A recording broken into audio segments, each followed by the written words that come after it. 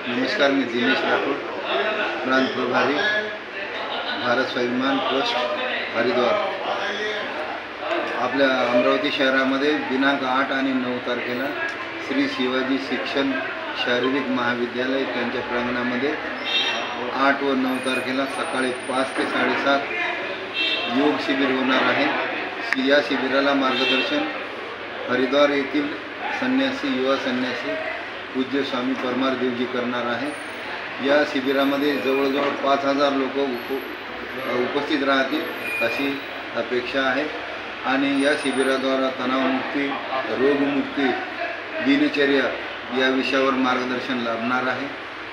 9 तारखेला सांस्कृतिक भवन मोर्शी रोड या ठिकाणी स्वामी परमार देवजी महाराज यांचं योग आणि स्वदेशी या विषयावर प्रबोधन मार्गदर्शन सर्वांसाठी खुलं आहे, विशेषतः कार्यकर्त्यासाठी।